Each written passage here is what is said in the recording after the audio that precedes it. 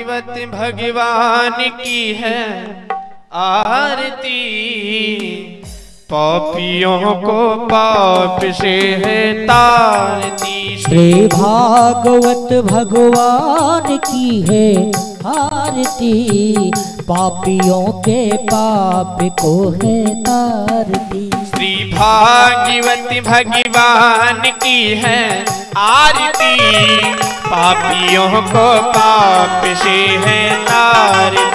ये अमर ग्रंथ ये भक्ति पंक्ति ये पंचम वेद निराला, नव ज्योति जगाने वाला। ये अमर ग्रंथ ये मुक्ति पंथ ये पंचम वेद निराला, नव ज्योति जलाने वाला। नव ज्योति जगाने वाला, हरि नाम यही हरि ध्यान यही, हरि नाम यही हरि धाम यही। जग के मंगल की आरती, पापियों को पाप से है तारती। श्री भागवत भगवान की है आरती, पापियों के पाप को है तारती। ये शांति गीत पावन पुनीत, पापों को मिटाने वाला, हरि दर्श कराने वाला। ये शांति गीत पावन पुनीत, पापों को मिटाने वाला, हरि दर्श कराने वाला। हरि दर्श कराने वाला, यह सुख करणी ये दुख हरणी, ये सुख करणी ये दुख हरणी। श्री मधुसूदन की आरती, पापियों को पाप से है तारती। श्री भागवत भगवान की है आरती, पापियों के पाप को है तारती। ये मधुर बोल जगपांत खोल, सत्य मार्ग बताने वाला, बिगड़ी को बनाने वाला। ये मधुर बोल जगपंथ खोल, सतमार्ग दिखाने वाला, बिगड़ी को बनाने वाला। बिगड़ी को बनाने वाला, श्री राम यही घनश्याम यही, सिया राम यही घनश्याम यही। प्रभु की महिमा की आरती, पापियों को पाप से है तारती। श्री भागवत भगवान की है आरती, पापियों को पाप से है तारती। श्री भागवत भगवान की है आरती, पापियों को पाप से है तारती। श्री भागवत भगवान की है आरती, पापियों के पाप को है तारती। कर्पूर गौरम करुणावतारम, संसार सारम भुजगेन्द्रहारम, सदा वसंतम हृदयालये भवं भवानी सहितं नमामि। त्वमेव माता च पिता त्वमेव, त्वमेव बन्धो च सखा त्वमेव, त्वमेव विद्याधरणं त्वमेव, त्वमेव सर्वं मम देव देव, त्वमेव सर्वं मम देव देव। हरे राम राम राम हरे हरे, हरे कृष्ण कृष्ण हरे हरे, हरे राम राम हरे हरे, हरे कृष्ण कृष्ण कृष्ण हरे राम राम हरे हरे, हरे कृष्ण हरे राम राम हरे हरे, हरे राम हरे कृष्ण हरे हरे, हरे राम राम राम हरे हरे, हरे राम हरे कृष्ण कृष्ण हरे राम हरे राम। हरे राम। हर हरदिज्ञं निवेदयामि श्रीपुराणपुरुषोत्तमाय नमः, बालकृष्णाय नमः, श्रीपुराणपुरुषोत्तमाय नमः। आरार्दिज्ञग्रहणम् अस्तु वृक्षाल्या, हस्ते अक्षतपुष्पाणि गृहीत्वा मन्त्रपुष्पाञ्जलिः। हरि ओं आजतने राजन्नामाय जन्द देवास्तानि धर्माणि व्रतमान्या, शन्नादे अनागम महिमानः सजन्दजद्रपूर्वेशाद्याः सन्ति देवाः हरि ओम नारायणाय विद्महे वासुदेवाय धीमहि तन्नो विष्णु प्रचोदयात् हरि ओम महालक्ष्मी च विद्महे विष्णुपत्न्यै च धीमहि तन्नो लक्ष्मी प्रचोदयात् हरि ओम अंजनीनंदनाय विद्महे वायुपुत्राय धीमहि तन्नो हनुमत प्रचोदयात् श्रीवन्दिकावकुलचम्पकपाटलाब्जैर् पुण्यागजादिगर्वीलरसालपुष्पैः बिल्वप्रबालतुलसीदलमञ्जरीभिः त्वां पूजयामि जगदीश्वर मे प्रसीद श्रीपुराणपुरुषोत्तमाय नमः बालकृष्णाय नमः वैदिकमन्त्रपुष्पाञ्जलिः समर्पयामि। बोले वृंदावन बिहारी लाल की श्रीमद्भागवत महापुराण की सद्गुरुदेव भगवान की हनुमान जी महाराज की शंकर भगवान की आदिशक्ति जगदम्बा मातु की सत्य सनातन धर्म की जय जय श्री राधे। आई हुई सभी भक्तजनों से निवेदन है आप सब अपने अपने स्थान पर बैठ जाएं। आज कथा का पंचम दिवस मध्याह्नकालीन की पावन बेला में हम और आप सब पुनः श्रीमद् भागवत महापुराण की दिव्य भागीरथी में अवगाहन करने के लिए एकत्रित हुए हैं। हमारा और आपका परम सौभाग्य है पूज्य गुरुदेव भगवान की सानिध्यता में इस कैलाश धाम आश्रम में चल रही यह सप्त दिवसीय श्रीमद् भागवत महापुराण की कथा, जो कि हम और आप सब बड़े ही भाव के साथ, बड़े ही तन्मयता के साथ कथा का रसपान कर रहे हैं। श्रीमद् भागवत महापुराण की कथा व्यक्ति के जीवन के कष्टों को, दुखों को दूर करती है। पूज्य महाराज श्री जो हम चित्रकूट धाम से चल करके हम सबके मध्य में श्रीमद् भागवत महापुराण की कथा को श्रवण कराने हेतु उपस्थित हुए हैं। परम सौभाग्य है कि पूज्य श्री लक्ष्मणाचार्य जी के मुखारविंद से हम और आप सब दिव्य कथा का रसपान कर रहे हैं। ऐसा दुर्लभ समय हमें और आपको इतनी सुलभता से प्राप्त हो रहा है, इसलिए आप सब बड़े भाव के साथ कथा को श्रवण करें, क्योंकि भाग्योदयेन बहुजन्म समर्जितेन सदसंगमम च लभते पुरुषो यदा वे। जब जीव के कई जन्मों के पुण्यों का उदय होता है, संतों का संग मिलता है, भगवान की कृपा होती है, तब ऐसी दिव्य कथा हमें और आपको श्रवण करने को प्राप्त होती है। इसलिए बड़ा सुंदर अवसर है। आप सब माताएं, बहनें, भक्तजन, जहां तक भी आवाज जा रही है, आप सब समय का ध्यान देते हुए कथा पंडाल पर रहें और अपना अमूल्य समय देकर के ऐसे दिव्य कथा को श्रवण करें और अपने मानव जीवन को धन्य बनाएं। यूट्यूब में भी पूज्य महाराज श्री की लाइव कथा चल रही है। आप सब यूट्यूब में पूज्य महाराज श्री का नाम श्री लक्ष्मणाचार्य जी चित्रकूट धाम वाले आप सर्च करेंगे तो पूज्य महाराज श्री की कथा आप सब पा जाएंगे लाइव। यूट्यूब में भी आप सब कथा का रसपान कर सकते हैं, श्रवण कर सकते हैं। आइए पूज्य महाराज श्री से निवेदन करते हैं हमें और आप सबको श्रीमद् भागवत भागीरथी में गोता लगवावे और हमारे और आप सबके जीवन को पूज्य महाराज श्री अपने वाणी के माध्यम से कृतार्थ करें। बोले व्यास भगवान की जय हो।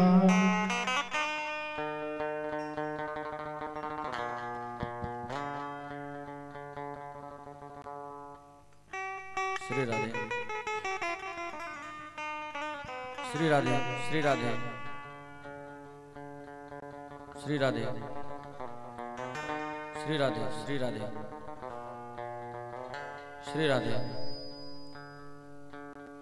श्री राधे, श्री राधे।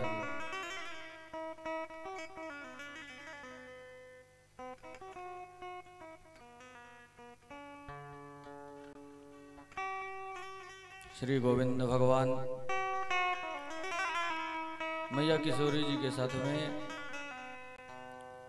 व्यास जी महाराज, सुखदेव जी महाराज, मैया शारदा सरस्वती, जगदम्बा परम्बा, भोले बाबा, गौरी मैया अपने दिए हुए इस उपहार पिंड में आकर के विराजमान हो और यहाँ पर विराजमान सभी रसिक जनों को भगवान श्री कृष्ण की वामांगमयी कथा श्रीमद् भागवत महापुराण की कथा श्रवण कराएं।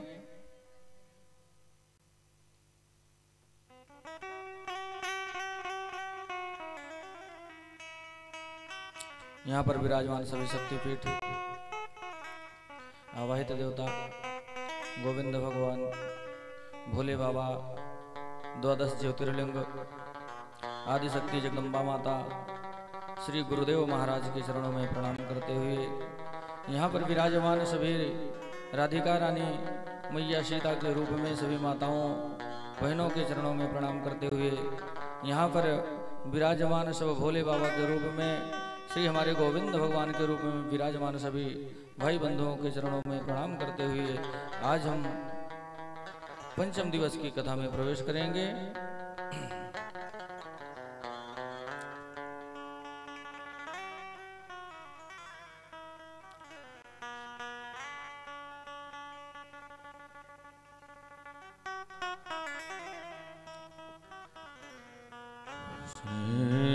गोविंदाय नमः, लक्ष्मीणं भै नमः, महेश्वरभ्यै नमः, वाणी हिरण्यगर्भाभ्यै नमः, सजीवपुरन्द्राभ्यै नमः, मातृपितृचरणकमलेभ्यो नमः, इष्टदेवताभ्यो नमः, कुलदेवताभ्यो नमः, ग्रामदेवताभ्यो नमः, वास्तुदेवताभ्यो नमः, स्थानदेवताभ्यो नमः, सर्वेभ्यो देवताभ्यो नमः, सर्वेभ्यो ब्राह्मणेभ्यो नमः, सिद्धबुद्धसिद्धाश्रय महागणाधिपतये नमः। प्रार्थनापूर्वकं नमस्काराणि समर्पयामि। वक्रतुंड महाकाय सूर्यकोटि समप्रभ निर्विघ्नं कुरु मे देव सर्वकार्येषु सर्वदा। गुरुर्ब्रह्मा गुरुर्विष्णु गुरुर्देव महेश्वरः, गुरु साक्षात् परं ब्रह्म तस्मै श्री अखण्डमण्डलाकारं व्याप्तमियेन चराचरं तत्पदं दर्शितं येन तस्मै श्रीगुरुवे नमः। ध्यानमूलं गुरुर्मूर्तिं, पूजामूलं गुरुपदं, मन्त्रमूलं गुरुर्वाक्यं, मोक्षमूलं शुक्लां ब्रह्मविचारसारि परमा मध्यं जगद्व्यापिनीं, वीणापुस्तकधारिणीं भयदां लाडुमधुकरं वहां। हस्तैः स्फटिकमालिकां विदधति पद्मासने संस्थितां, वन्दे तां परमेश्वरीं भगवतीं बुद्धिप्रदं शारदां। कृष्णाय वासुदेवाय हरये परमात्मने प्रणतक्लेशनाशाय गोविन्दाय नमो नमः। कृष्णं नारायणं वन्दे, कृष्णं वन्दे ब्रजप्रियं, कृष्णं द्वैपायनं वन्दे, कृष्णं वन्दे प्रदासुतं। सच्चिदानन्दरूपाय विश्वोत्पत्त्यादिहेतवे तापत्रयविनाशाय श्रीकृष्णाय वयं नमः। नारायणो नमस्कृत्यं नरं चैव नरोत्तमं, देवी सरस्वतीं व्यासं ततो जयमुदीरयेत। नमस्ते वासुदेवाय नमः संकर्षणाय च प्रद्युम्नाय निरुद्धाय तुभ्यं भगवते नमः। ध्येयं सदा भवान् परिभवाग्नदोहं तीर्था शङ्कास्पदं शिवविरञ्जिनतं शरण्यं भृत्यार्तिहं प्रणतपालभवापिपोतं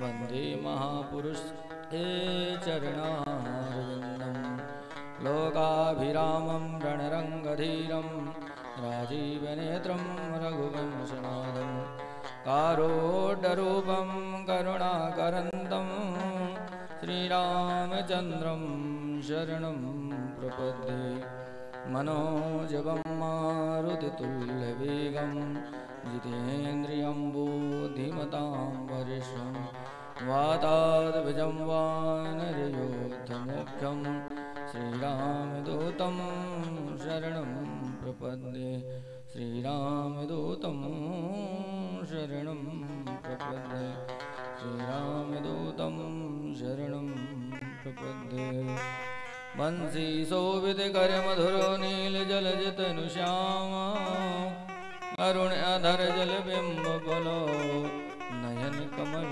अभिराम पूर्ण इंद्र अरविंद मुखो पीतांबर शुभ साज जय मनमोहन मदन छवि कृष्ण चंद्र महाराज जय जय श्री राधा रमण जय जय नवल किशोर जय गोपी चित चोर प्रभु जय जय माखन चोर सीतायनुज समेत प्रभु नील जलज तनु श्याम मम हित बसहु निरंतर सगुण रूप श्री राम जड़ चेतन जग जीव जतो सकल राम मैं जानी बंदो सबके पद कमल सदा जोर जुग पान देव धनुज नर नाग खग प्रेत पितर गंधर्व बंदो किन्नर रजनी चरा कृपा करहु अवसरवो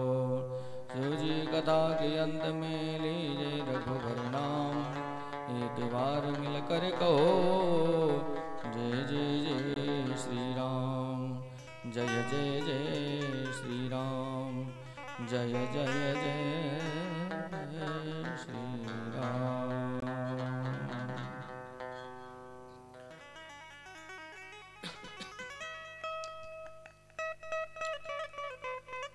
आइए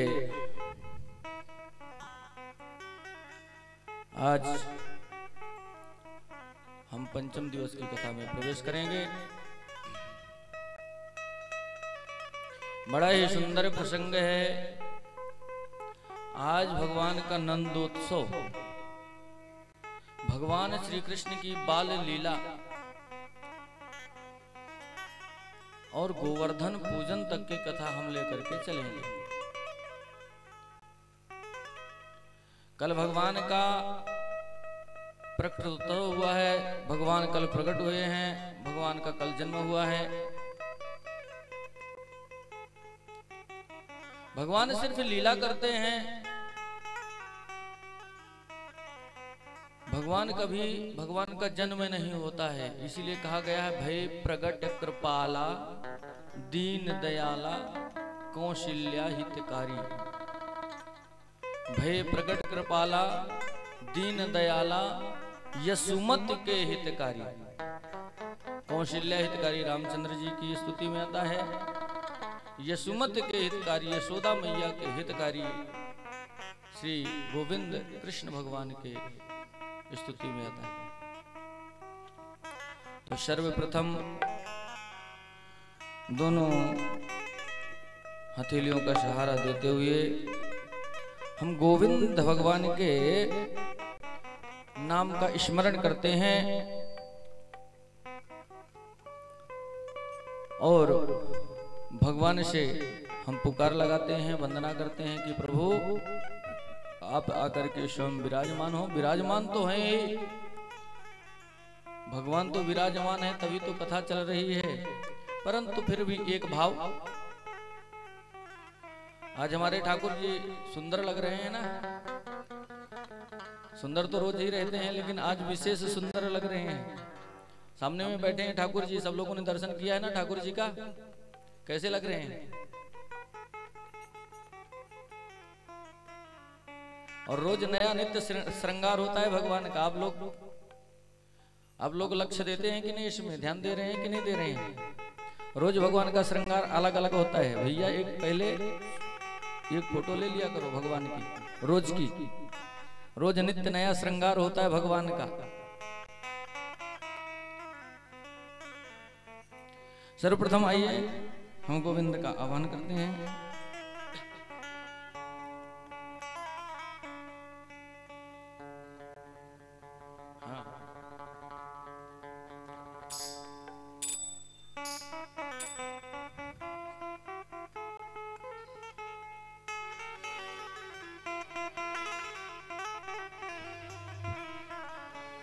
आइए दोनों हाथों की हथेलियों को बजाते हुए भगवान की स्तुति करते हैं, भगवान का आह्वान करते हैं।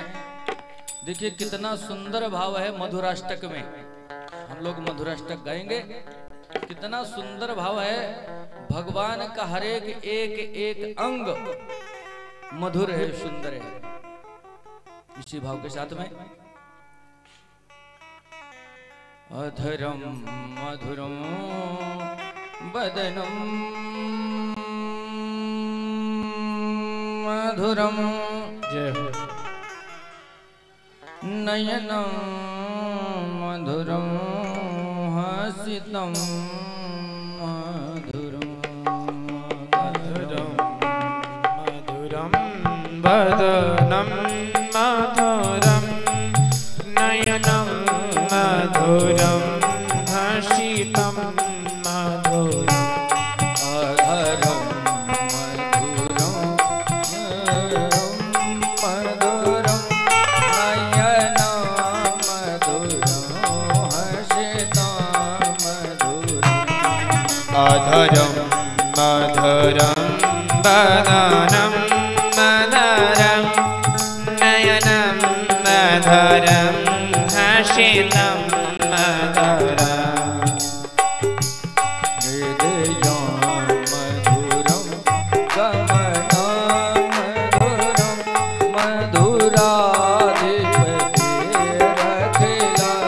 मधुरम् हृदयं मधुरं गमनं मधुरं मधुराधिपतिरखिलं मधुरम्।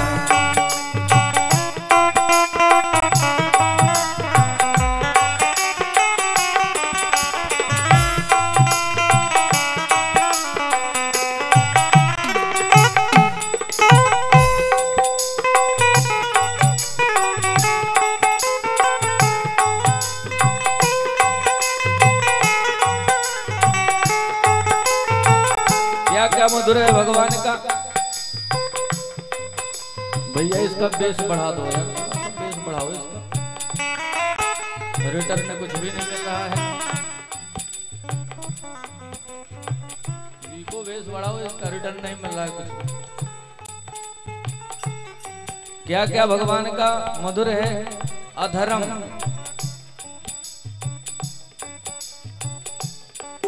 अधरम मधुरम वदनम मधुरम। अधर अधरोष्टों से भगवान बांसुरी को लगाते हैं, वेणु को लगाते हैं और भगवान सुंदर सी तान छेड़ दिया करते हैं। अधर भगवान के ओंठ बड़े सुंदर हैं। अधरम मधुरम वदनम मधुरम। कितने सुंदर हैं भगवान हमारे श्री कृष्ण कन्हैया गोविंद भगवान कितने सुंदर हैं। वदनम मधुरम नयनम मधुरम। देखिए सुंदर भगवान के सुंदर नयन हैं, भगवान के सुंदर नेत्र हैं जिनमें सुंदर सुंदर काजल लगाए रहते हैं। भगवान की चितवन इतनी सुंदर है कि देखते ही हम रीझ जाते हैं। हृदयम मधुरम। ये तो ऊपर का हो गया, क्या ओंठ ऊपर के हो गए, बदन ऊपर का हो गया, नैन ऊपर का हो गया, लेकिन भगवान का जो हृदय है ना, भगवान का हृदय जो है वह भी बड़ा मधुर है। एक बार हम जब प्रेम से टेर लगाते हैं दोनों तालियों को बजाते हुए, हाथों की दोनों तालियों को, दोनों हथेलियों को जब बजाते हैं और भगवान को प्रेम से टेर लगाते हैं तो भगवान का हृदय इतना सुंदर है कि भगवान दौड़ते हुए चले जाते हैं।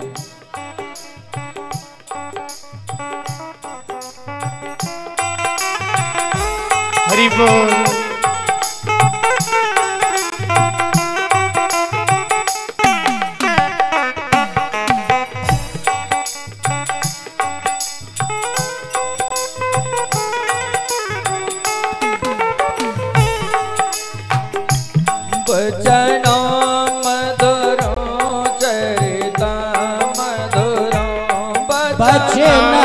मधुरम चरितम मधुरम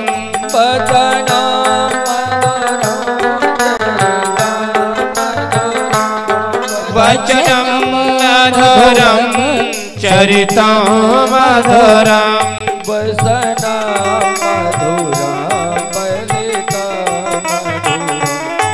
वचनम मधुरम ललितम मधुरम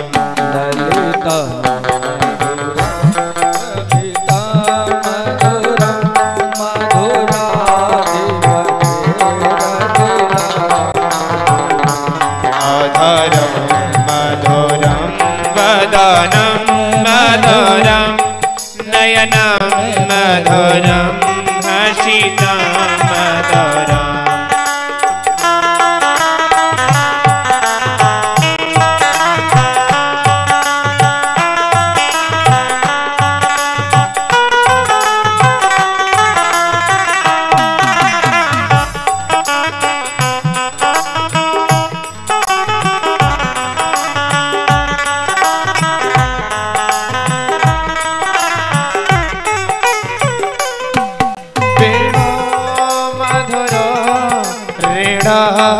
मधुरा बेड़ा मधुरा मधुरा बेड़ा मधुरो बेड़ो मधुरो रेणुर मधुरा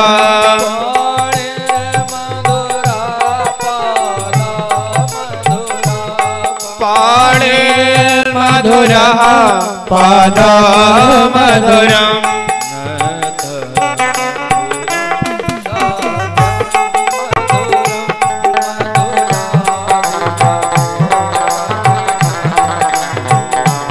नृत्यं मधुरम शंखं मधुरम मधुराधिपतिरखिलं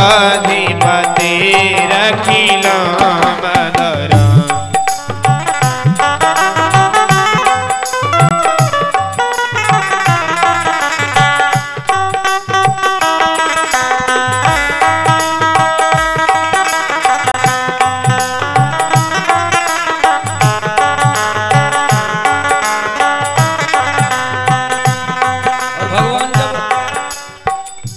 सुंदर सुंदर बांसुरी बजाते हैं ना, और मीठी मीठी सुंदर सुंदर भगवान वेणु से तान छेड़ते हैं ना, बड़ी सुंदर लगती है। और भगवान क्या क्या नहीं करते हैं, भगवान भक्तों के लिए नाचते हैं, भगवान भक्तों के लिए गायन करते हैं, वेणु बजाते हैं। भक्त ने जो कह दिया भगवान उसी प्रकार चलने लगे।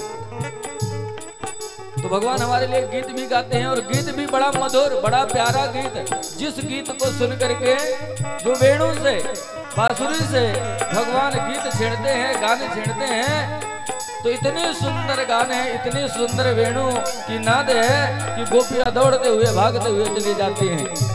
इसी प्रकार भगवान से हम विनती करें, दोनों हाथों को तालियों को बजाते हुए, और यहाँ पर हाथ जोड़ करके बैठने के लिए नहीं आए हैं, तालियों को तो बजाना है।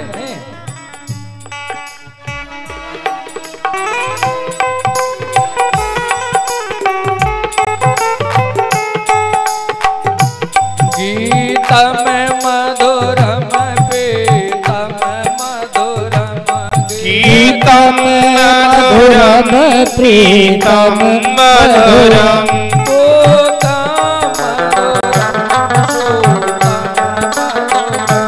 गीतम मधुरम प्रीतम मधुरम रूप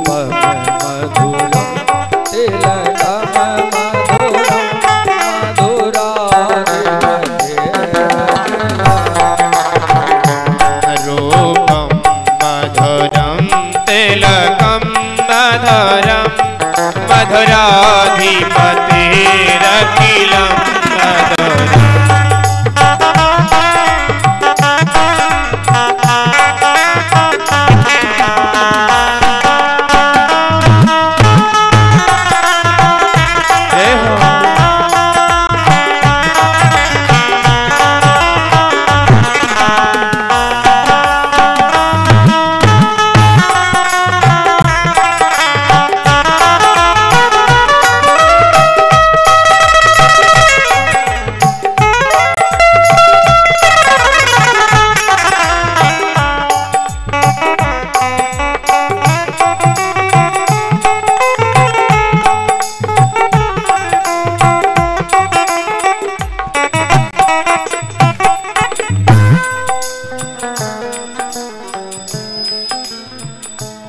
करणम मधुरम तरणम मधुर। भगवान के कान पूरा शरीर का वर्णन है। भगवान का पूरा शरीर एक एक अंग भगवान को मधुर है। करणम मधुरम तरणम मधुरम करणं मधुरं तरणं मधुरं जय हो करणं मधुरं तरणं मधुरं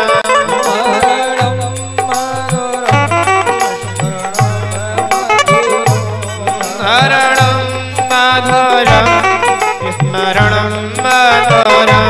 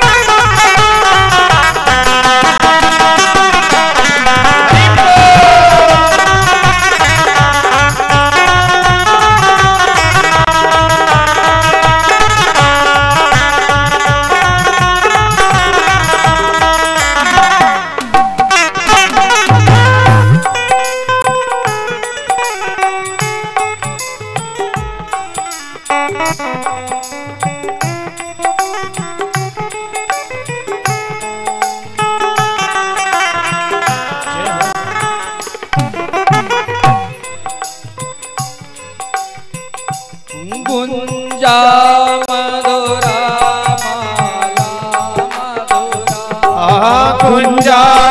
मधुरा माला मधुरा कुंजा मधुरा माला मधुरा गुंजा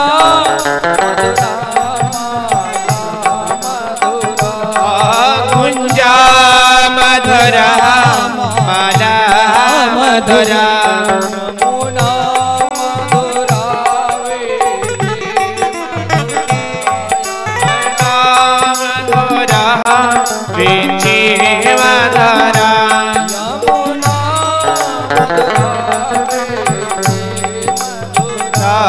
यमुना मधुरा बीची मधुरा कलिलम मधुरम कलिलम मधुरम मधुरा जय हो कलिलम मधुरम कालम मधुरम मधुराधिपति रखिलं मधुरम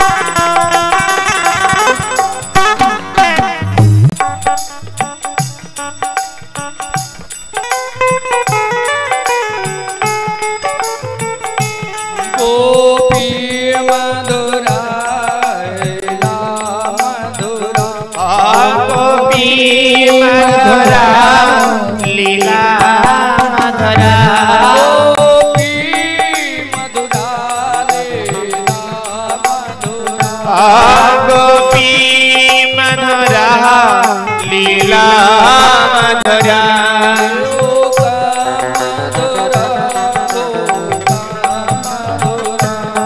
योक्तं मधुरं भक्तं मधुरं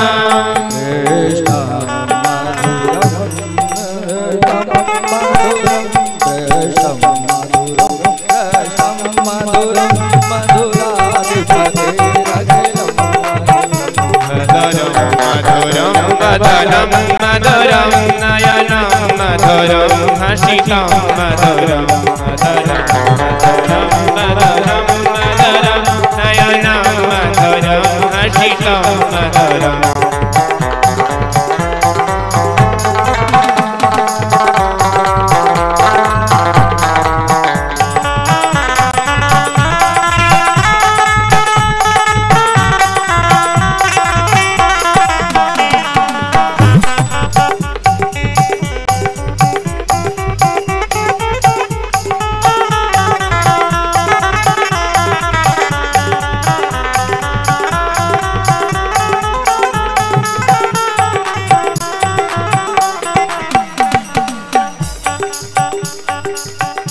गोपा मधुरा गाओ मधुरा गोपा मधुरा गाओ मधुरा गोपा मधुरा गाओ मधुरा गोपा मधुरा गाओ मधुरा राष्ट्र मधुरा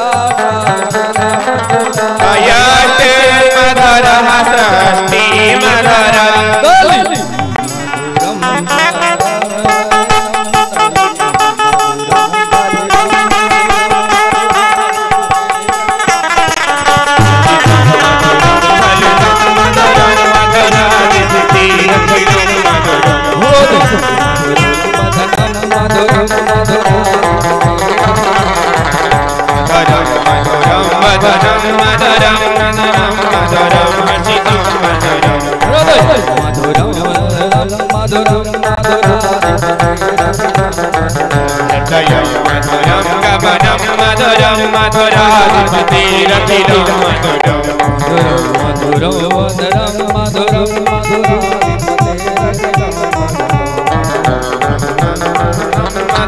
मधुराधिपति रखिला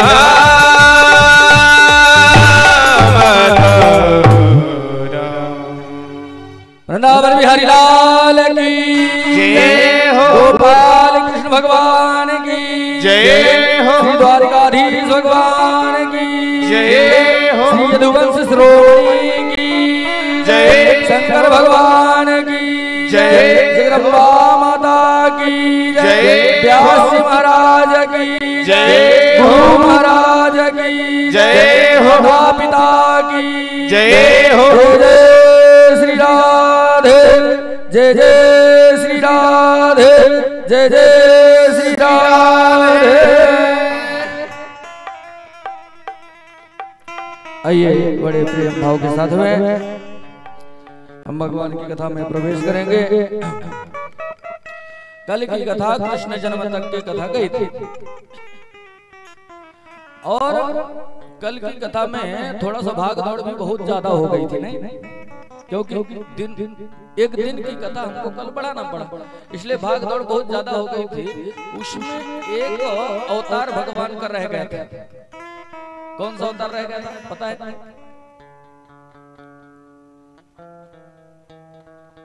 कौन सा अवतार रह गया था? कौन सा? मत्स्य अवतार। सत्यव्रत राजा सत्यव्रत का मस्तक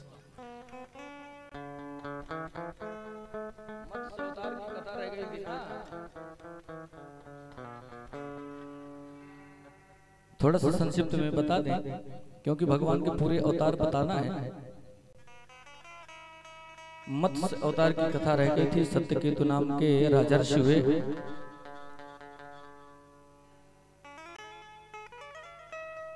तब कर रहे थे वन में कुटिया बना करके। एक दिन क्या हुआ कि सरोवर में स्नान करने के लिए गए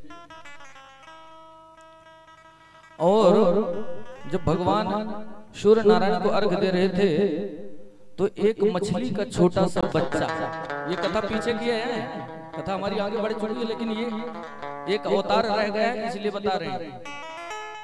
वैसे पीछे जाने की आवश्यकता नहीं है, लेकिन भगवान के अवतार बताना है इसलिए बता रहे हैं। आवाज सबको सही आ रही है? सबको आवाज सही आ रही है कि नहीं आ रही? सुनाई बराबर दे रहा है?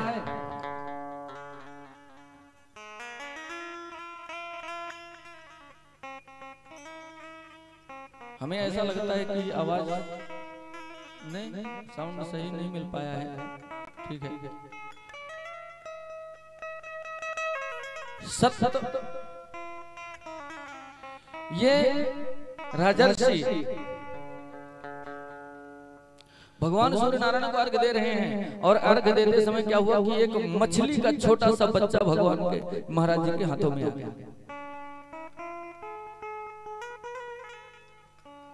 जब मछली का बच्चा हाथ में आ गया तो ये छोड़ने लगे कि ये तो जलचर है, इसको इसी में छोड़ देना चाहिए, क्योंकि मछली रहती कहां पर है? पानी में, जल में। मछली को अगर जल के बाहर निकाल दिया जाए तो मर जाएगी। तो फिर से छोड़ने लगे। जब फिर से छोड़ने लगे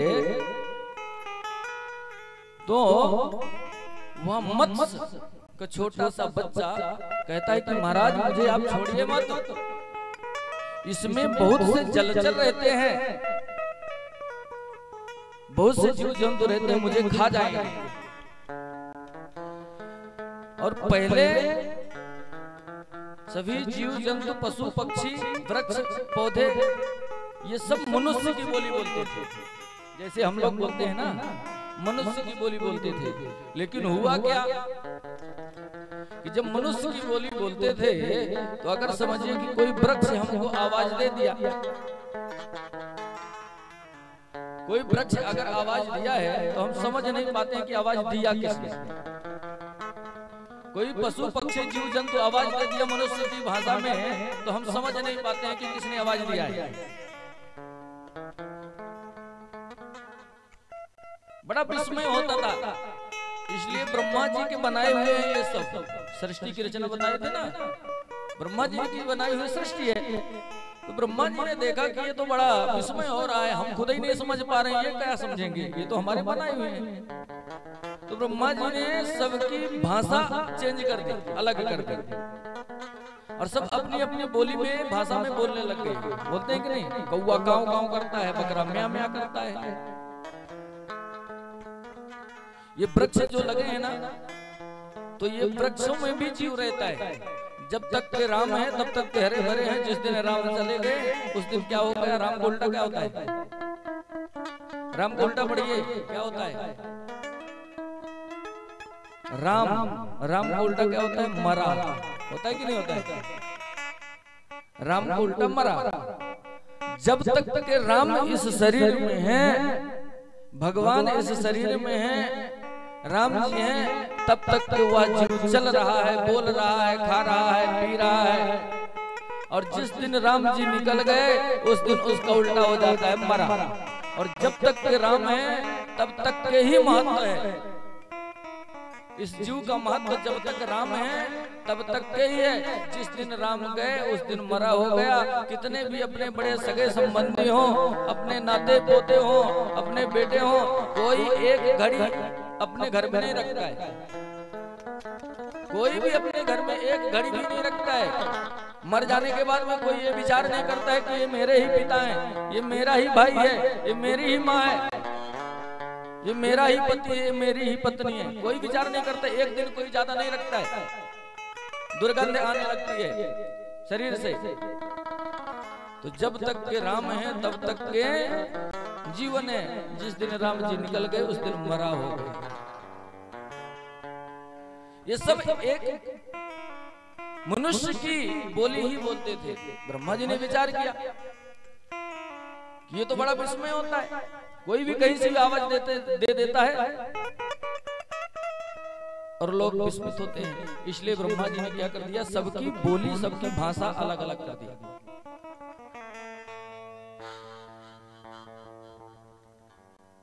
कौवा है तो कौवा कभी भी तोते की बोली नहीं बोलता है। तोते के जैसे बोलता है क्या?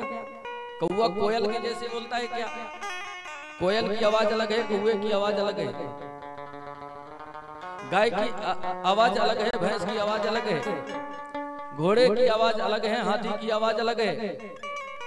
प्रत्येक जीव की आवाज अलग अलग होती है और वो अपनी अपनी भाषा पहचानते हैं।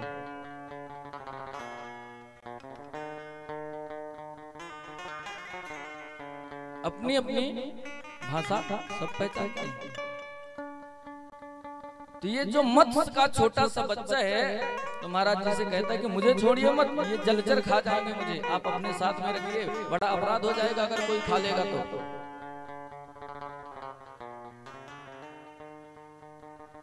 महाराज जी ने अपने कमंडल में डाल दिया जल भर के, जल में कमंडल में जल लिया, उसमें मत्स्य के बच्चे को डाल दिया, जाकर के कुटिया में रख दिए, भगवान के भजन में लग गए। और थोड़े ही समय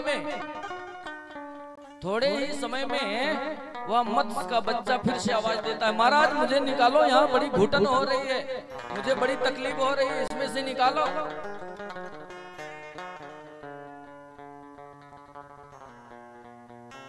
महाराज जाकर के देखते हैं, राजा ऋषि जाकर के देखते हैं कि ये मत्स्य का बच्चा इतना जल्दी बड़ा हो गया। ठीक है, कमंडल से निकाला, एक बड़ा घड़ा रखा हुआ था, जलपात्र रखा हुआ था, उसमें ले जाकर के डाल दिया। फिर से भजन में लग गए। बहुत ही शीघ्र, बहुत ही जल्दी फिर से वह मत्स्य का बच्चा बढ़ा।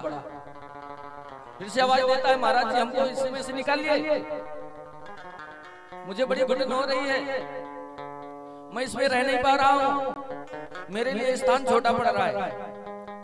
महाराज जी जाकर के देखते हैं बच्चा बड़ा बड़ा। अब मन में बड़े विस्मित होते जा रहे हैं, ये इतना जल्दी क्यों बढ़ जाता है? कोई भी मत्स्य इतना जल्दी नहीं बढ़ सकता, कोई भी जीव इतना जल्दी नहीं बढ़ सकता है। ठीक है, ले जाकर के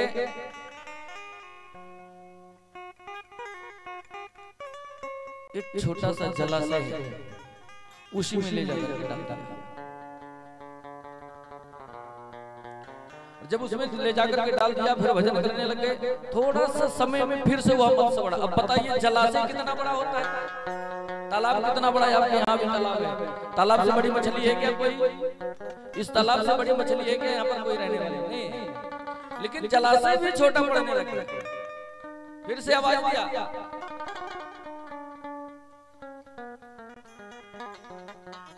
मुझे बचाइए। अब तो बड़े चिंतित हो गए, अब ले जाएं तो कहां ले जाएं इसको, इस मत्स्य के बच्चे को कहां लेकर के जाएं? निकाला, ले जाकर के समुद्र में डालने लगे। और जैसे ही समुद्र में डालने लगे तो वह मत्स्य रूपी भगवान दर्शन देते हैं। सत्यकेतु महाराज दर्शन देते हैं। आप कौन है महाराज जो मत्स्य के रूप में मुझे दर्शन दे रहे हैं? आप कौन हैं? तब भगवान ने कहा, मैं विष्णु हूं, मैं विष्णु हूं, और आज से 7वें दिन प्रलय आएगा, क्योंकि ये पृथ्वी में बहुत ही अत्याचार बढ़ रहा है, पाप बढ़ रहा है, और ये धरती, ये पृथ्वी, ये धरा उस पाप को सहन नहीं कर पा रही है। इसलिए आज से 7वें दिन प्रलय आएगा और सब कुछ, पूरी पृथ्वी इस जल में डूब जाएगी और सब नष्ट हो जाएगा। इसलिए आप क्या करना, मुझे आप इसमें छोड़ दीजिए, समुद्र में छोड़ दीजिए। और ठीक आज से 7वें दिन एक नौका में सप्त ऋषियों को लेकर, औषधियों को लेकर, धान्य लेकर, आवश्यक वस्तुओं को लेकर के आप नौका में बैठना। और मैं फिर से आऊंगा 7वें दिन। बड़ी जो मच्छियां रहती है ना, बड़ी मछलियां जो रहती है ना, बड़ी मछली देखे हो ना, बड़ी बड़ी मछलियां होती हैं। मछलियों का कहा गया है कि 100 हाथी के बराबर एक मछली का वजन होता है। 100 मछली के बराबर 100 हाथी के बराबर एक मछली होती है, इतना वजन होता है। तो जो बड़ी मछलियां होती हैं तो उसमें सींग के जैसे सींग मतलब सींग निकल जाती है। तो मत्स्य भगवान ने कहा कि मैं आज से 7वें दिन आऊंगा और नौका में बैठ करके ऋषियों को बैठा करके, सप्त ऋषियों को बैठाना, धन धान औषधि जो भी आवश्यक वस्तुएं हैं उन्हें नौका में रख करके मेरी सींग से बांध देना रस्सी से, और मैं 7 दिन तक के भ्रमण करूंगा, आपको इसी समुद्र में घुमाऊंगा। जब प्रलय खत्म हो जाएगा तो फिर से मैं छोड़ दूंगा। और ऐसा कहके उस मत्स्य को महाराज जी ने छोड़ दिया। समुद्र में विचरण करने लगे, अपनी कुटिया में आए। बढ़िया धूप तप रही थी, आकाश मंडल एकदम खुला हुआ था, कुछ भी नहीं था। अचानक आकाश में मेघ मंडराने लगे, बादल छा गए, बड़े बड़े भयंकर बादल, एकदम पूरा अधेला छा गया, पूरा अधेला छा गया।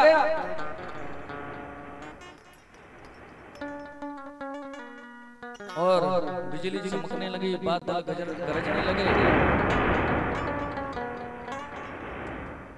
बादलों की गड़गड़ाहट देख करके भयभीत हो गए।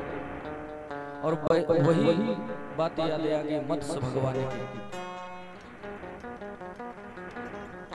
तुरंत समुद्र के किनारे गए हैं, नौका मंगाई है, नौका में सप्तऋषियों को बैठाया है, धन धान औषधियों को भरा है, और वही मत्स्य भगवान फिर से आए हैं, रस्सी से सींग में बांधा है, और मत्स्य भगवान उस नौका को घसीटते हुए समुद्र में घुमाते हैं।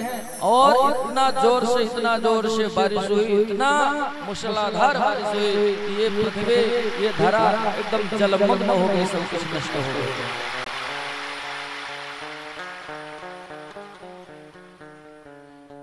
तो एक अवतार कौन सा भगवान का? मत्स्य अवतार। समुद्र मंथन के समय में भाग दौड़ ज्यादा थी कल की, इसलिए समुद्र मंथन के समय में बहुत ज्यादा नहीं बता पाए। समुद्र मंथन के समय में भगवान के 3 अवतार हुए हैं। कौन कौन से? कश्यपा अवतार, कछुहा नहीं, अपने यहाँ पे कछुहा बोलते हैं ना, कश्यपा अवतार भगवान का हुआ है। दूसरा अभिजीत भगवान,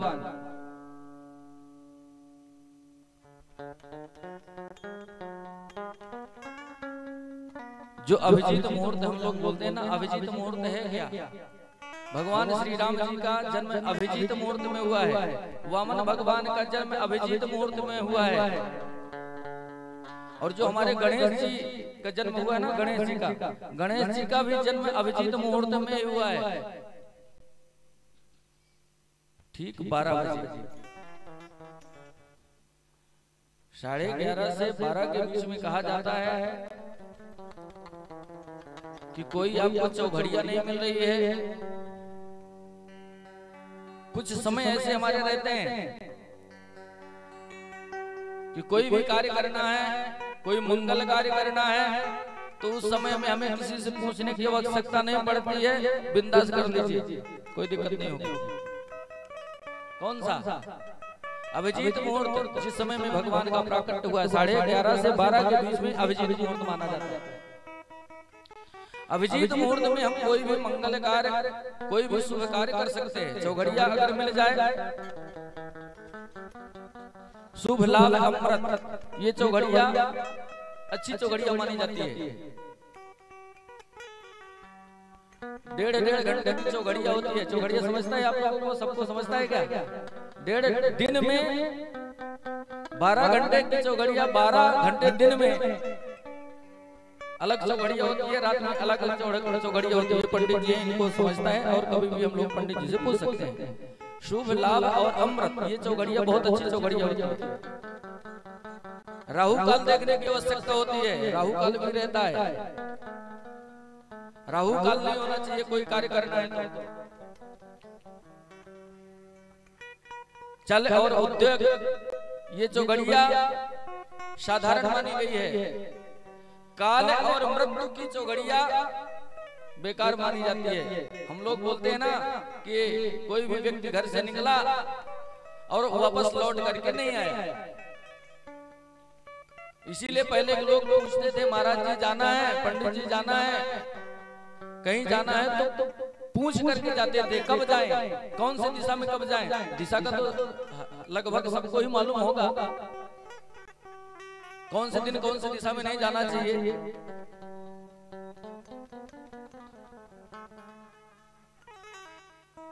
तो अभिजीत मुहूर्त में कोई भी कार्य हम कर सकते हैं। गणेश जी भगवान का भी प्रकट अभिजीत मुहूर्त में ही हुआ है, ठीक 12 बजे। वामन भगवान का, श्री रामचंद्र जी का, इनका अभिजीत मुहूर्त में प्रकट हुआ है।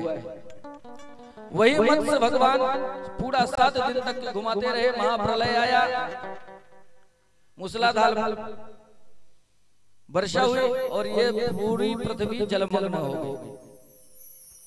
7 दिन के बाद में फिर से आकाश पूरे बादल जो है तो गायब हो गए, पानी गिरना बंद हो गया, पृथ्वी फिर से जैसे को वैसे। प्रलय भी 4 प्रकार के आते हैं।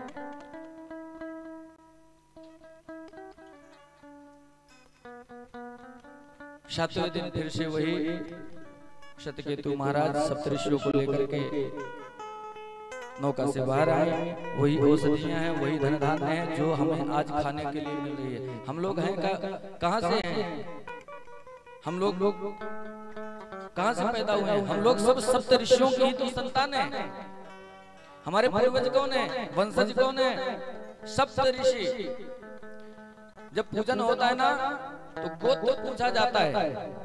शांडिल, गरग, गौतम, भरद्वाज, कश्यप, ये गोत्र कहलाते हैं। सप्तऋषियों की हम लोग संतान हैं। तो एक भगवान विष्णु भगवान का एक अवतार मत्स्य अवतार हुआ है।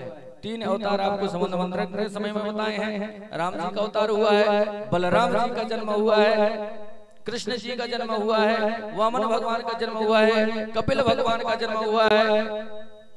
ये भगवान के अभी दत्तात्रेय भगवान की कथा बताए थे। तो भगवान के 24 अवतारों में से 23 अवतार हो चुके हैं और एक अवतार होगा कल की नाम से कलयुग।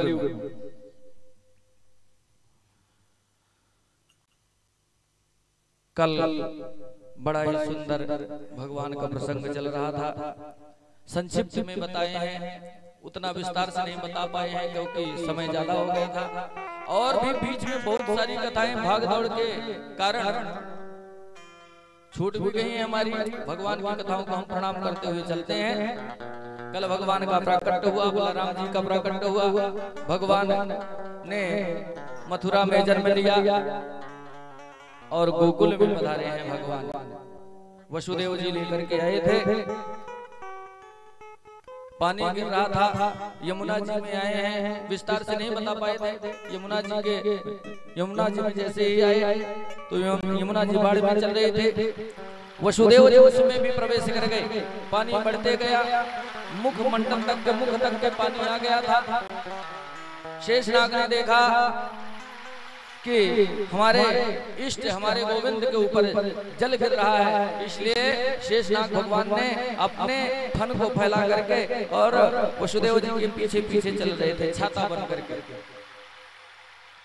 यमुना जी में जब आए तो यमुना जी ऊपर की ओर जा रही थी, बढ़ती चली जा रही थी। भगवान गोविंद ने हमारे मुरारी ने विचार किया कि पिताजी कहीं भयभीत ना हो जाए। और ये यमुना क्यों बढ़ रही थी? मैया यमुना इसलिए बढ़ रही थी, विचार किया था कि अभी चरण छू लें, बाद में चरण छूने के लिए मिलेगा कि नहीं मिलेगा पता नहीं है।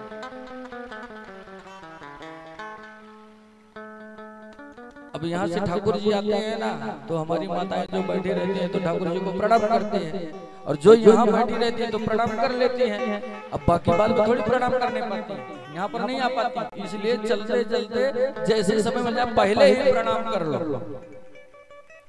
तो यमुना मैया ने विचार किया कि चरण छूने के लिए बाद में मिलेगा कि नहीं मिलेगा कोई गारंटी नहीं, इसलिए पहले ही छू लो। क्यों कि भगवान राम जी जब रामा अवतार में आए थे, भगवान विष्णु राम अवतार में आए थे, वनवास के लिए गए थे, और वही गंगा भगवान के चरण छूने के लिए लालायित हो रही थी। वही गंगा कि भगवान के चरण छू लें।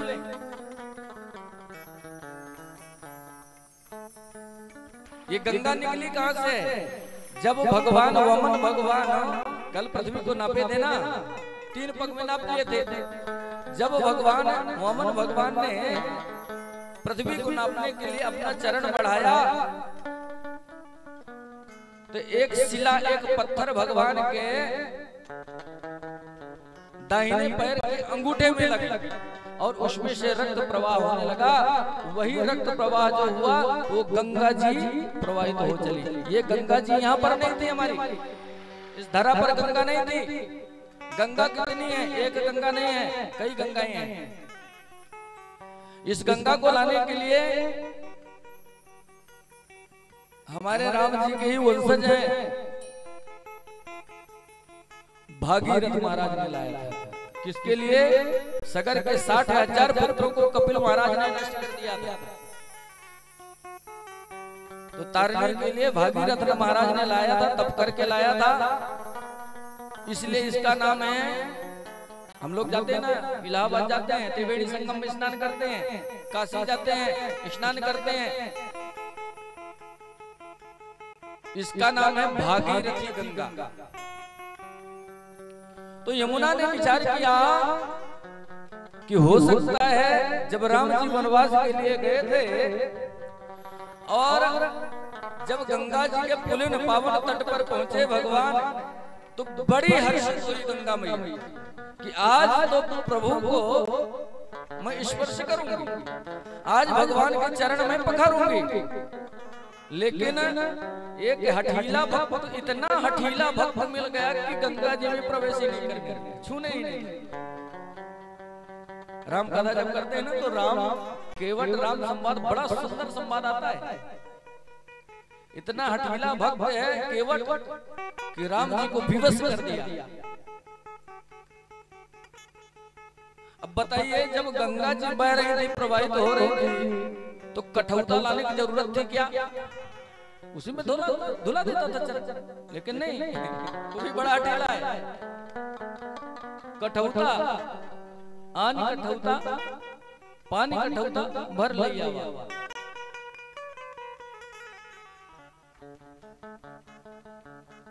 अति आनंद उमग अनुरागा, चरण सरोज पखारन लगा।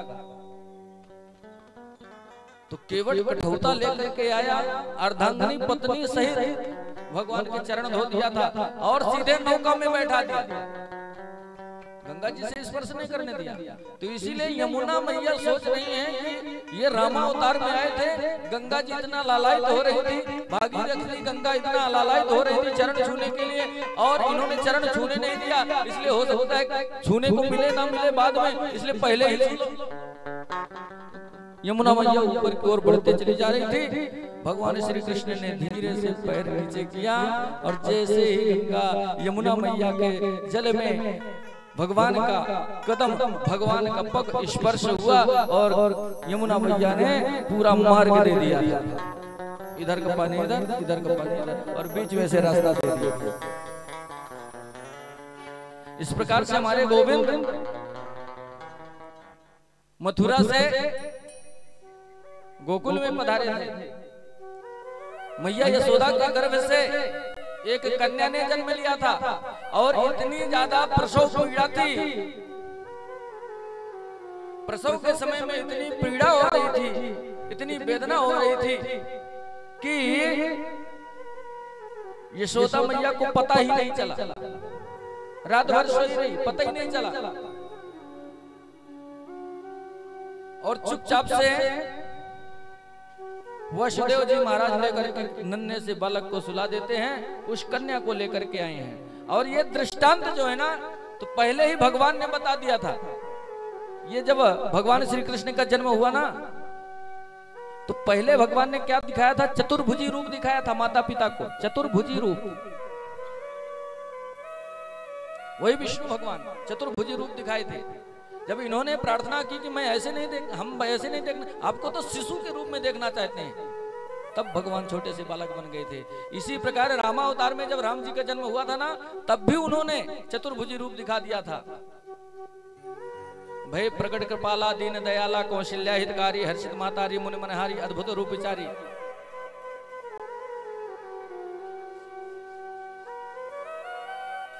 चतुर्भुजी रूप भगवान ने दिखाया, और वही भगवान गोविंद आज छोटे से नन्हे से बालक बन करके और यशोदा मैया के बगल में लेटे हुए, उसी कन्या को लेकर के जो यशोदा के गर्भ से कन्या का जन्म हुआ था, उस कन्या को लेकर के वसुदेव जी महाराज फिर से मथुरा में पधारे।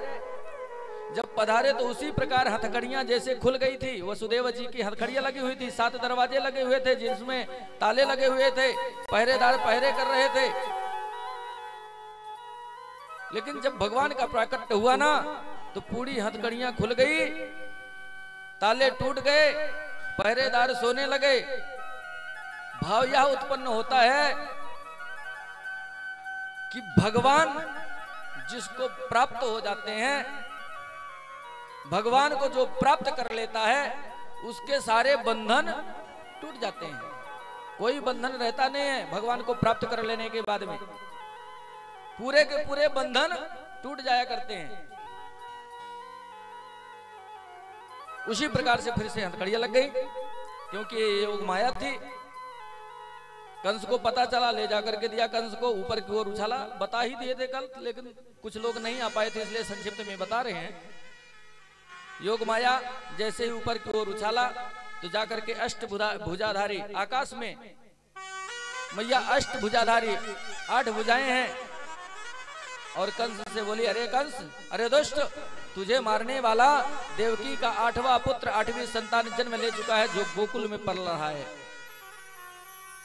अब तू अपने मरने का इंतजाम कर, बचेगा तो नहीं, बच तो नहीं पाएगा, ये तो निश्चित है कि तू बचेगा नहीं। अब मरने का इंतजाम कर।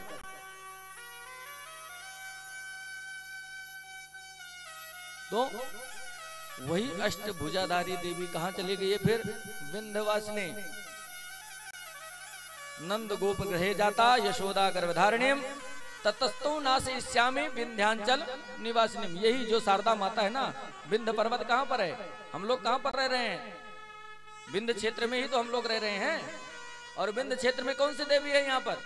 यही शारदा मैया है। हम बड़े सौभाग्यशाली हैं। जन्म तो सबका होता है, लेकिन भगवान कहीं ना कहीं जन्म दे करके फेंक देता है। बड़े सौभाग्यशाली हैं। हमारे इस क्षेत्र में भगवान का जन्म हुआ है। हमारे इस क्षेत्र में माता जगदम्बा मैया शारदा स्वयं पधारी है। हमारे इस चित्रकूट क्षेत्र में, चित्रकूट कौन कौन गया है? हमारे से पास में, नजदीक में। यहां से कितना पड़ेगा? ज्यादा ज्यादा 100 किलोमीटर पड़ेगा, ज्यादा थोड़ी पड़ता है। बड़ा ही पावन स्थान है चित्रकूट। भगवान राम जी की तपस्थली है। राम जी को वनवास हुआ तो यहाँ पर आकर के भगवान ने तप किया है। बाकी की कथा तो आप लोग रामायण पढ़ते हैं, सुनते हैं, पता ही चल जाता है। तपस्थली है भगवान की। तो इधर से चित्रकूट आ गया, इधर से मैया जगदम्बा आ गई। यही जो रामबन है, रामबन हो करके भगवान गए हैं वनवास के लिए। और एक स्थान एक यहाँ पर और भी है, अभी एक दिन हम बताए थे भोले बाबा की महिमा। कौन सा? जो भगवान भोले बाबा साक्षात रूप से पधारे हैं, गैवीनाथ। बिरसिंहपुर गए हो ना, गैवीनाथ भोलेनाथ। हमारे सामने में ये भोले बाबा विराजमान है। ये भी कोई साधारण नहीं है, स्वयंभू मूर्ति है जो बढ़ रही, अभी भी बढ़ रही है। बड़े सौभाग्यशाली हैं। यहां से हमारे प्रयाग क्षेत्र कितना दूर है? पास में है, जहां पर गंगा यमुना सरस्वती का संगम हुआ है, जहां प्रयागराज रहते थे। भगवान के जितने भी प्रकट हुए हैं कहां पर हुए हैं? हमारी इसी एमपी, यूपी, एमपी में तो कम है, लेकिन यूपी में भगवान का प्राकट्य हुआ है। यूपी में ही, उत्तर प्रदेश में ही भगवान श्री कृष्ण जन्म लेकर के आए हैं। इसी उत्तर प्रदेश में ही भगवान राम जन्म लेकर के आए हैं। भगवान का प्राकट्य यही हुआ है, दक्षिण भारत में नहीं हुआ है। दक्षिण भारत में सिर्फ भगवान गए हैं संतों को दर्शन देने के लिए, क्योंकि दक्षिण भारत में संत भूमि बहुत ज्यादा है, संतों की भूमि है। भगवान ने जब इस देवी को लेकर के गए, अष्टभुजाधारी, कंस से कहती है। अब जब कंस को पता चल गया, अब इधर क्या होता है कि नंदोत्सव की तैयारी होती है। सुबह जब सवेरा हुआ तो पहले नंद महाराज की बहन है जिसका नाम है सुनंदा। नंद महाराज की बहन का नाम क्या है? सुनंदा। और अगर भाई को बच्चा हो,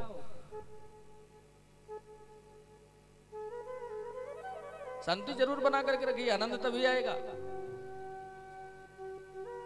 दूसरे को इतना आनंद नहीं आएगा जितना भाई के बहन को आनंद आएगा, बुआ को। होता है कि नहीं होता है? जितना बुआ को अच्छा लगता है उतना दूसरे को नहीं अच्छा लगता है। बड़े खुशी के साथ में कहते हैं कि हमारे भाई को बच्चा हुआ है, हमारे भाभी के यहाँ पर बच्चा हुआ है। और ये सुनंदा जब सवेरा हुआ तो हमारे कन्हैया कहां कहां करके ऐसी तो आवाज करते हैं, कहां कहां करके, क्योंकि नरलीला दिखा रहे हैं। जैसे हमारे बच्चे रोते हैं, इसी प्रकार कन्हैया कहां कहां करके रोने लगे। और जैसे ही रोने की आवाज आई तो सुनंदा बुआ दौड़ते हुए चली आई। मेरे भाभी को बच्चा हुआ, मेरे भाभी को बच्चा हुआ। उस बच्चे को उठा ली गोद में और लेकर के नाचने लगी।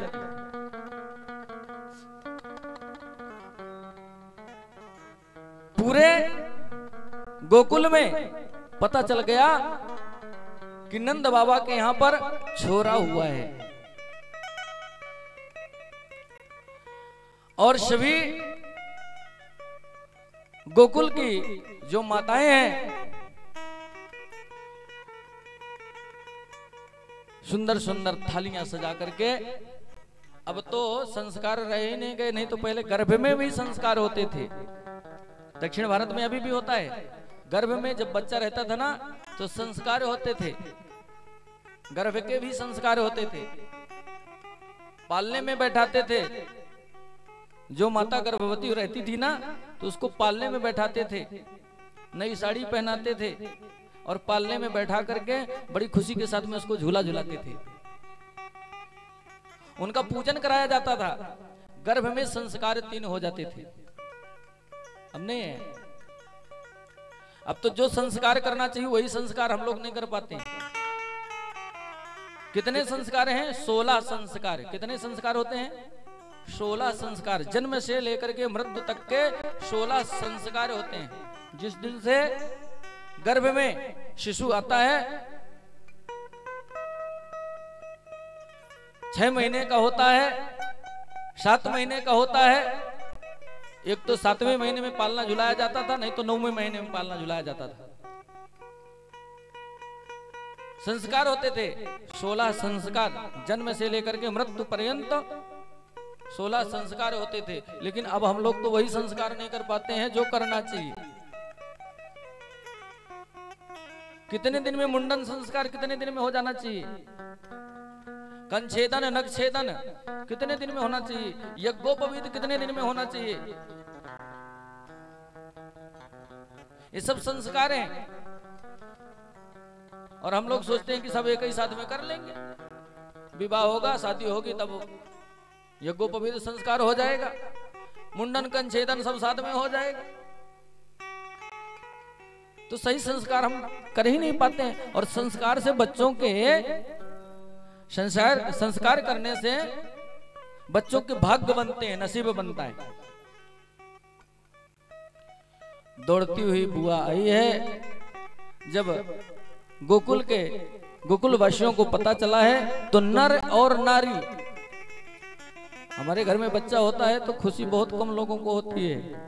कई लोगों को तो ऐसा लगता है कि अगर ऐसे ही रह जाए, ये ना हो तो इसकी प्रॉपर्टी हमें मिल ही जाएगी। कुछ लोग ये भी विचार रखते हैं, इसकी प्रॉपर्टी हमें ही मिल जाएगी। लेकिन खुशी नहीं होती है। किसी के यहाँ पर शिशु का जन्म होता है, संतान होती है, तो बहुत कम लोगों को खुशी होती है, क्योंकि ये कलयुग है।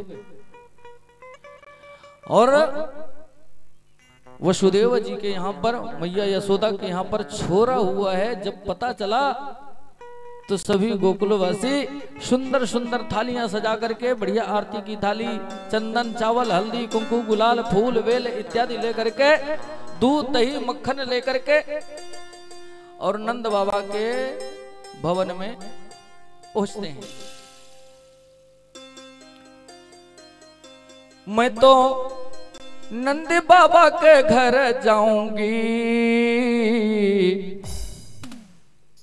मैं तो नंद बाबा के घर जाऊंगी। अरे हाँ, बधाई लेके आऊंगी, अजी हाँ बधाई लेके आऊंगी।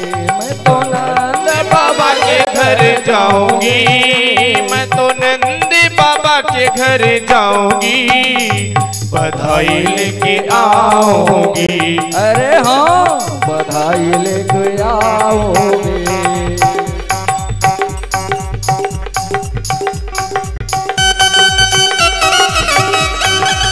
तालियां बजाते रहे, तालियों का सहारा जरूर देते रहे।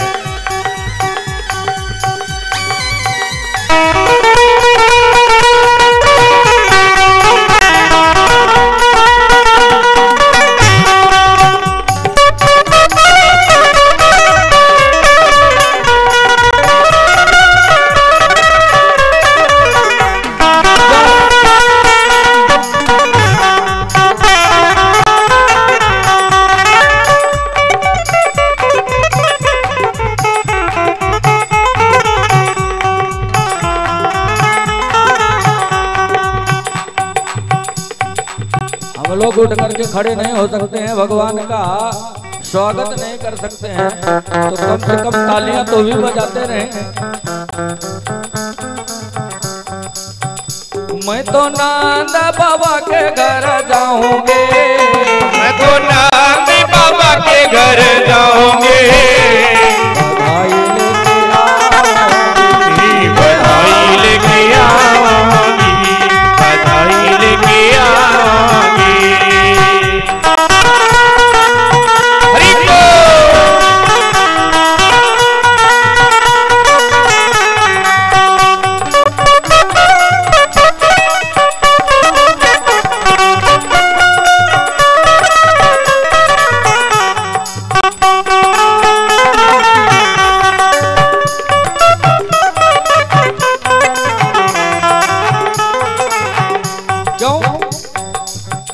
बधाइयां खूब बट रही हैं नंद बाबा के भवन में। और क्यों बट रही हैं? गोपियां कहती हैं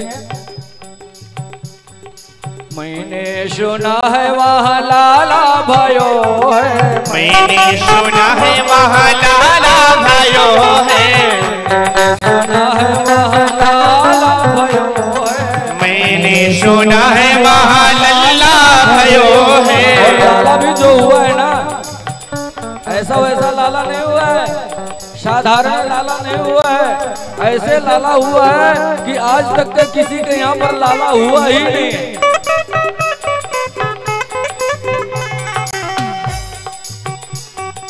मैंने सुना है वहाँ लाला हुआ है, मैंने सुना है वहाँ लाला भयो है, मैंने सुना है वहाँ लाला भयो है, मैंने सुना है वहाँ लाला भयो है।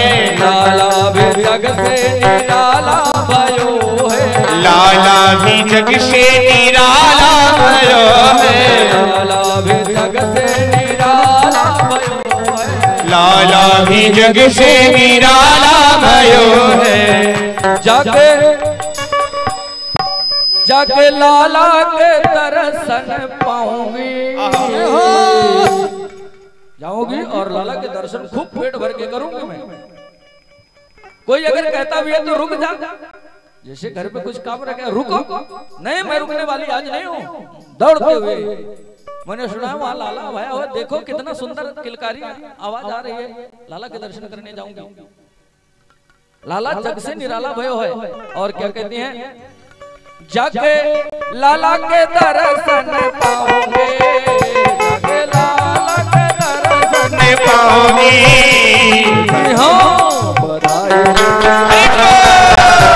बधाई लेके आओगे, बधाई लेके आओगे, भवन में जाओगे, भवन में जाओगी, बधाई लेके बधाई लेके आओगी।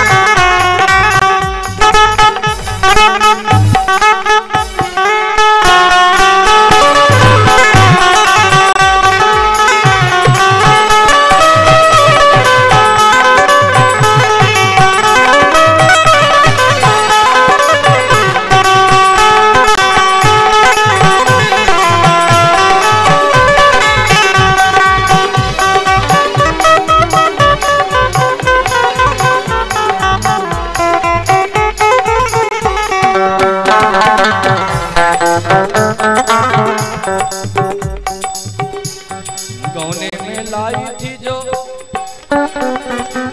पचरंग साड़ी, मिलाई थी पतिरंग साड़ी। सजावट क्या है, गोपियों की सजावट क्या है, कितना हर्ष है, कितना उल्लास है कि गोविंद का दर्शन करने के लिए हमें जाना है तो एकदम सज धज के जाएंगे, सज धज करके हम गोविंद का दर्शन करने के लिए जाएंगे। और हम लोग कैसे आते हैं, शादी हो रही है, बढ़िया नट थट के जाते हैं, बढ़िया सुंदर श्रृंगार करके जाते हैं, बढ़िया सुंदर सुंदर साड़ियां पहन करके जाते हैं। लेकिन जब गोविंद की बधाई हो रही है तो हम लोग क्या करते हैं, जैसे हो चलो क्या है, हम कथन तो हो रही है, ज्यादा श्रृंगार करने की आवश्यकता क्या है। लेकिन गोपियों ने ऐसा नहीं किया, क्या कहते हैं, दोने में लाई थी जो पचरंग साड़ी, दोने में लाई थी जो पचरंग कोने में लाई थी पतिरंग साड़ी, जयपुरिया लहंगा पे गोटे की किनारे,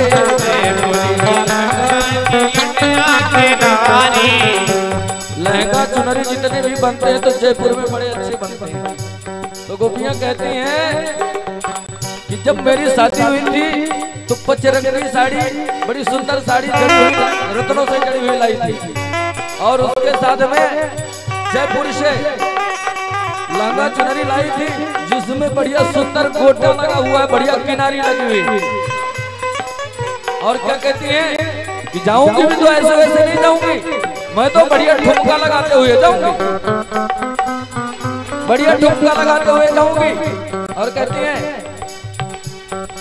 सोने में लाई थी जो पचरंगा साड़ी, में लाई थी पतिरंगा साड़ी, जयपुरिया लहंगा पे गोटे के किनारे, जयपुरिया लहंगा लोटे पे किनारे। मैं तो लहरा लहरा लहरा ऐसे नहीं जाऊंगा, मैं तो लहरा लहरा लहराऊंगे। जी हाँ, बधाई बजे बधाई लेके आऊंगी।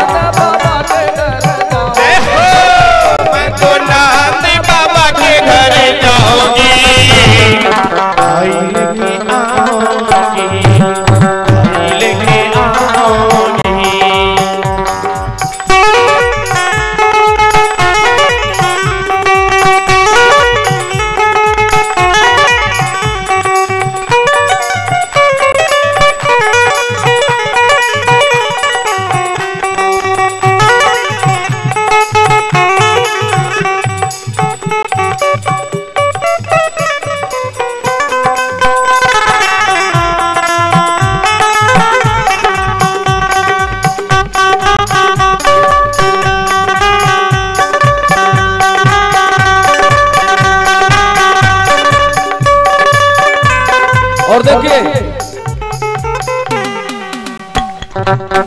ये हम कहाँ बैठे हैं, कहाँ पर बैठे हैं सब लोग?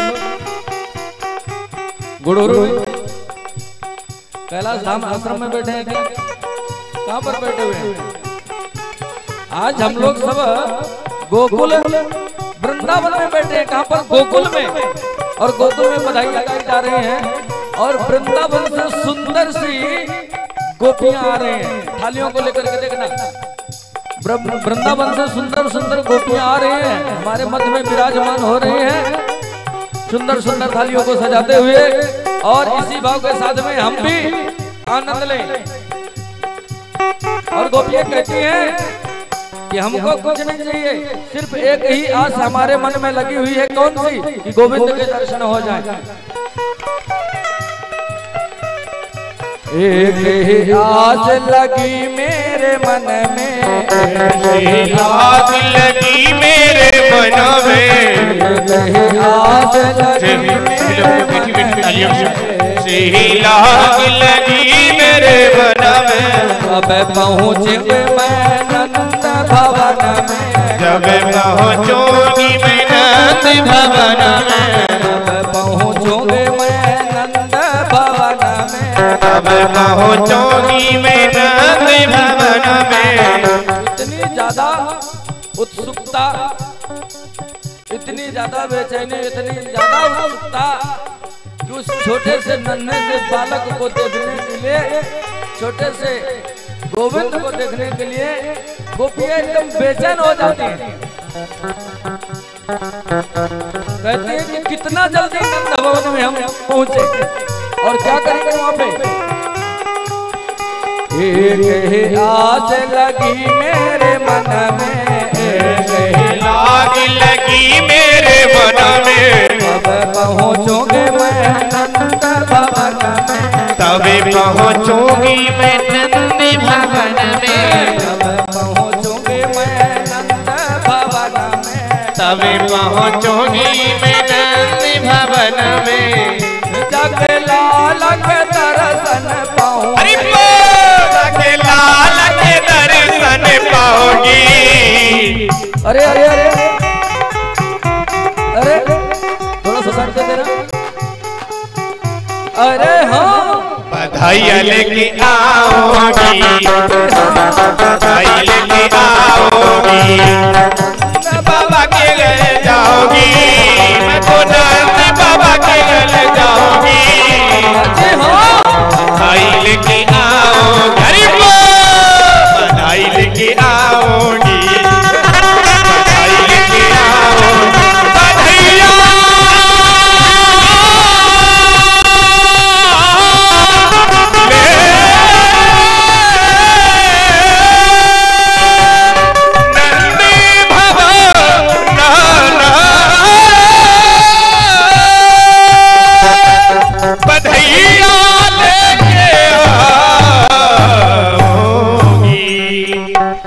बधैया बाजे। नंद जुग अगना में बज रही आज बधाई।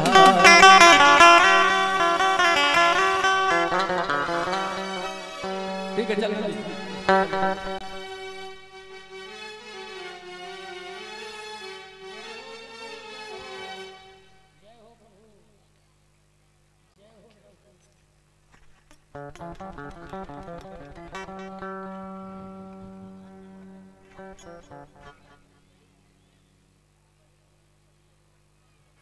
सभी लोग सबका लक्ष्य सामने में रहे। हमारे मध्य में वृंदावन से और साक्षात भगवान श्री कृष्ण की जन्मभूमि से गोपी पधार रहे हैं जो भगवान को रिझाएंगे।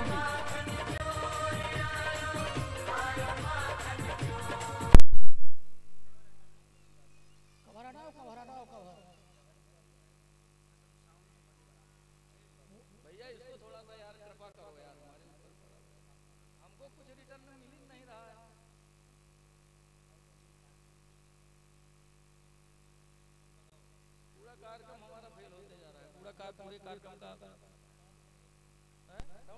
साउंड के कारण